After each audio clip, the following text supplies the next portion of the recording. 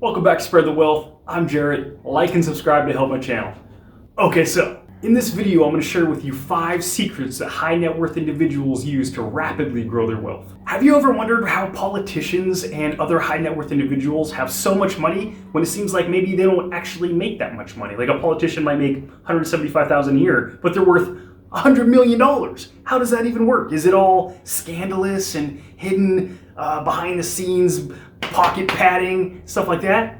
Not necessarily. In this video, I'm going to explain why the rich are getting richer and you're not. So first of all, this is not investment advice. Do your own research, make your own choices, maybe research what I'm saying, but don't base any trades off of what I'm saying in this video here. I am not your financial advisor. Do your own research. Secret number 1, don't save money.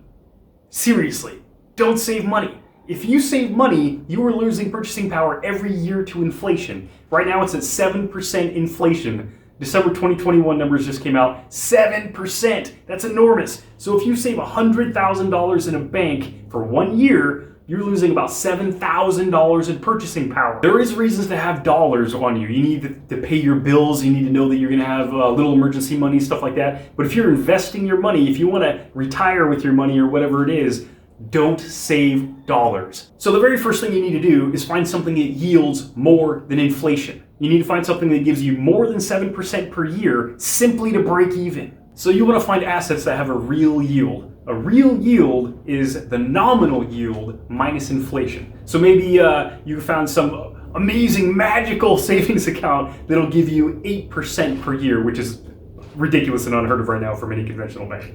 So 8% per year, you're like, hey, great, I made $80 on my $1,000 this year. That's not bad. But if inflation is 7%, you lost $70 on your $1,000 this year in purchasing power. So your real yield of what your interest rate is minus inflation is only 1%, is only $10. Even though your account went up by $80 this year, the purchasing power is only up $10. The second thing that the ultra wealthy do that sets them apart is they don't sell their assets almost ever. If you sell your asset, you have to pay taxes. Selling an asset is a taxable event. Selling a house, your stocks, your cryptocurrency, whatever it is, it's a taxable event. But if you borrow money against your assets, borrowing money is not a taxable event, which means you can get the money out of your stocks and into your pocket and not pay any taxes. But if you borrow money from your stocks, don't you owe that money back? Yeah, you do. So the trick is if you borrow money out of something, you buy an income producing asset or you arbitrage it into something that yields you more than the percentage that you're paying for the loan. So for example, say you had physical silver and you put it into a vault and you borrowed money against your silver. You can use that money to go buy a rental house, and then the payments that you get from the rental house pay back the silver loan. So instead of, one option would be you sell your silver, you pay the taxes on that, you use that money to buy an income producing rental property, and then you get the money from the rental property. But what if in the meantime, when you have your rental property, the silver price explodes higher? You just missed out on those gains. So say in the beginning you only had silver. So you borrow against your silver, you buy a rental property, the rental property pays back the entire loan of the silver, and the silver bought you a house. So now you have an income and a house that you could borrow against or whatever, and your silver, without working anymore and earning any more money to buy these things. So a big difference in what sets people apart that make a few $100,000 or $1 million in their lives to several million to hundreds of millions or billions in their lives is how many times they spend their money. Now, if you have a job, you go to work, you do your job, you get paid, you spend your money on some shoes. You spent your money one time and now you have shoes. Or you can go to work and get paid, you buy, say, Bitcoin. You put Bitcoin in something like BlockFi or Celsius and you could borrow against that Bitcoin. But then you have a payment to repay that if you want to keep it. So you buy something that's income producing, like a rental house. Second time you spent your money so far. Your rental house pays you, so you pay back the loan from the BlockFi. Maybe the rest of the income coming in, you purchase physical silver. You've spent your money 3 times now. The physical silver, you can put into a vault and borrow against that. And since you have another loan, you buy another income producing asset, we'll call it a house. Now you have 2 rental houses making you income, paying back the loans from the silver and Bitcoin if it's not paid. and now you have an income. You can then borrow against those houses that you own outright, and you own them outright because you borrowed against a different asset to purchase them. Now you can borrow against those and buy more crypto, more stocks, more houses. And so your assets bought you assets, paid for the loans, pay you monthly, then will buy you more assets and pay for those and pay for the loans. Secret number 3 is borrowing long-term debt when there's low interest and high inflation. So if you lock in a 30-year mortgage and the inflation rate is 7%, you're likely to increase the rent that you're receiving by 7% per year, and that's compounding.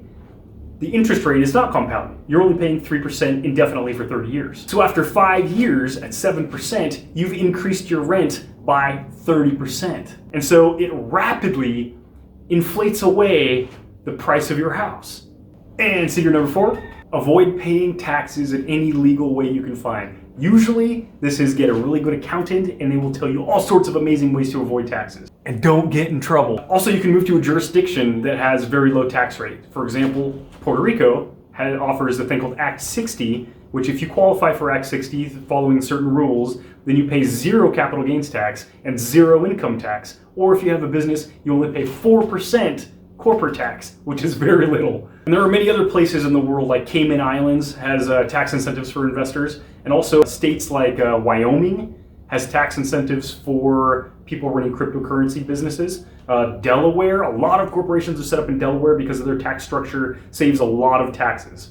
Also, you can have things like offshore accounts and stuff like that. As long as they're structured correctly, they can be legal. Also, Texas and Florida have very low tax rates. Secret number 5. So another thing that's relatively common, especially with high net worth individuals and governments, is what they call borrowing short and lending long. This is basically an arbitrage play where you charge a higher amount of interest than you're paying. If you borrow money for a short period of time, say 1 year, your interest rate might be very low. We'll say 2%, just to give a number. If you borrow money for a long period of time, your interest rate is likely to be much higher because there are a lot of risks that come into play in the period of time. Maybe you're going to get sick, maybe inflation will go up, and all these things can happen in a longer period of time. Let's say you have a friend that wants to borrow money from you for 10 years, and they're willing to pay 5% interest for that 10 years. And so you go to your bank and you say, I want to borrow money for 1 year. What's the rate that I get? And they say, for only 1 year, we'll say it's 2%. If you want to borrow for 10 years, it's going to be 5%. You say, okay, I want to borrow it for 1 year. So you borrow that money. We'll say it's, just make this easy, we'll say it's $100. You borrow $100 from your bank at 2% interest. You give it to your friend at 5% interest, and he doesn't have to pay you back for 10 years. So at the end of that 1 year, you go back to the bank and say, I want to borrow another $100 at 2%. And they say, okay, so you borrow that other $100 and you pay back the last loan of $100. And so now you still have a $100 loan for 2%. Every year, you borrow another 100, you pay it back the last loan. Next year, you borrow 100, you pay back that loan. The next year, you borrow 100, you pay back that loan. And since you're borrowing $100 for 1 year, you get the 2% rate.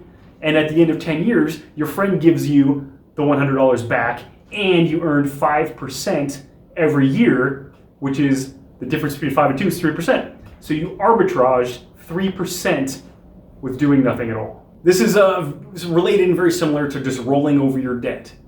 And there's one way to do it is borrowing short and lending long. If you like this video, click like. If you want to see more videos like this, click subscribe.